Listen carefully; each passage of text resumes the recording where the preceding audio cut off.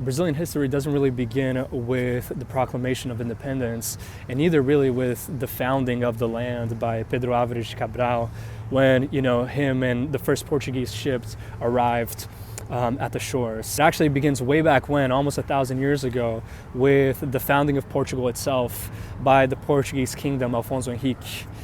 When Afonso Henrique was battling the Moors, the Muslim Moors, he had a vision of Christ, and in that vision, Christ appeared to him and said that this battle that he was going to have, he would become victorious.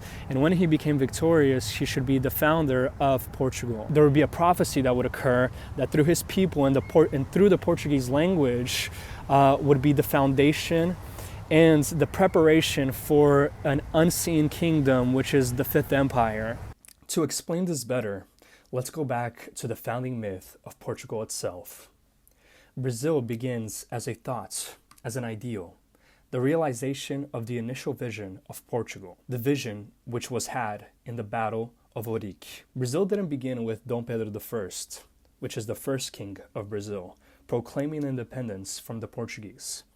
Neither did it begin when Pedro Álvares de Cabral landed on the shores of Bahia in the year 1500. It actually begins way back to a point where, to understand the origins of Brazil and its destiny, one can think of it as inseparable from the origins and inception of Portugal itself. The night before the first Portuguese king, Afonso Henrique, faced the Moors in the Battle of Ourique, Afonso Henrique had a vision where Christ himself appeared to him and promised that Alfonso would win the battle in which he was outnumbered. And when he did so, to proclaim himself as the founder of Portugal, Alfonso then asked Christ in the vision, "Why me? Why would you choose the Portuguese people to bring your blessing upon?" And Christ replied that he had set aside his people for a great mission, and that through his people, through the Portuguese language, this would be a vessel to lay the groundwork and foundation of an unseen kingdom, that in the Portuguese language there is a destiny to be fulfilled, and that is to prepare the way and to create the foundation for an eternal kingdom, what we call O Quinto Império, or the Fifth Empire. To understand the Fifth Empire and how Brazil is tied to this, we have to understand the Portuguese mythology and, of course, biblical prophecy. The prophecy actually begins in the Bible with Daniel's vision of the statue of the great king of Babylon, Nebuchadnezzar. In Daniel's vision, he saw a great statue where the head was made of gold, the torso and arms made of silver, the belly and thighs of bronze, the legs made of iron, and the feet would be a mix of iron and clay. The feet simply being a continuation of the legs itself. The interpretation of this being that the head of gold was Babylon, where Daniel claimed that it would be the greatest of the kingdoms and all others would be inferior to his. The chest and arms being the Persian Empire, the belly and thighs of bronze being Greece, the legs of iron being Rome, and the feet, that is a mix of iron and clay, would be simply the continuation of Rome. Some interpret, of course, that this is the English Empire, which is also continued in America. And we can see that in American history, laws, and architecture, that the founding fathers were heavily influenced by Rome, and in a way, think of themselves as a continuation of Rome itself. Now in the vision, it says that the continuation empire would be very unstable. After all, it is an empire that is made of iron and clay. And through that instability, a meteorite would come from the sky and strike the feet of the statue. And while the statue would be no more, the rock would stabilize itself there and reign an everlasting empire, being the Fifth Empire of Christ himself reigning on earth.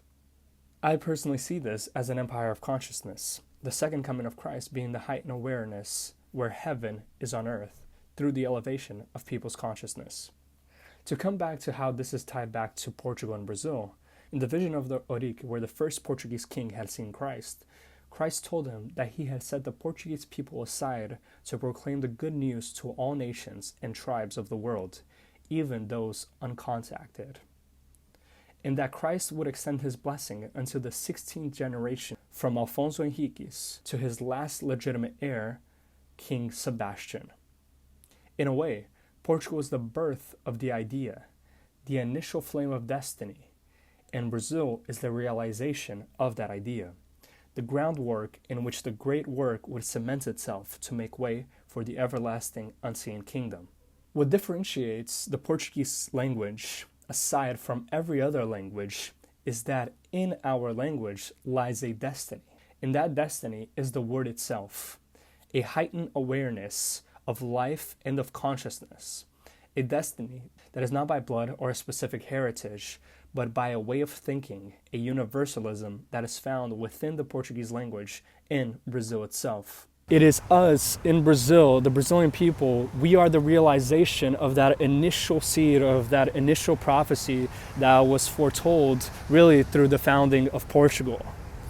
That in us, in our language, in the way that we express ourselves, in the way that we live our lives, this is a sort of a new pathway or a guide really for the world when the whole geopolitical sphere that is currently happening right now and the geopolitical sphere that it will emerge in the future. Brazil should really be positioning itself and laying the groundwork so that when the time comes, it is prepared to rise to the occasion, really to become the sort of cultural exporter of the world. So I really do see that vision within us, within Brazilians, that we have to kind of understand where we are currently in the world and really try to act accordingly and really build industries and art and, whether that is through fashion, through nightlife, through cinema or through music, all those things, because when the time comes, Brazil has to be at the right position to really take the lead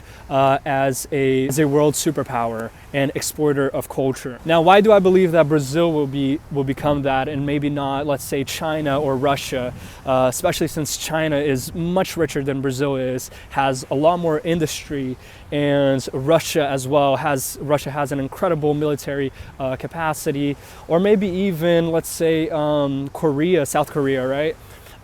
They've kind of shown that through their music, through K-pop, and through their cinema, such as Parasite and Train to Busan, and of course Squid Games. They've shown that they are a culture that the world is captivated by their art. Then why then do I believe that Brazil, rather than those countries, will kind of emerge as a superpower? I think to explain that, I would have to really explain a sort of alchemical ideal, which is the sort of shadow work and integration. Almost everything in one's person, in one's self, is both the cure and the illness, right, of a person, or let's say in this case, a nation. While America, its superpower was its industries, its creativity, its individualism, right? That is its superpower. Its individualistic nature kind of created so many genres of so many things that America was then able to export that to the rest of the world. At the same time, that individualism led really and is leading to its downfall. O jeitinho brasileiro, but I mean o jeitinho in a way of like the way that they live their lives, the way that their humor is created, the way that they interact with one another, those sorts of things I think will kind of become a remedy to the very individualistic world that we are currently living in.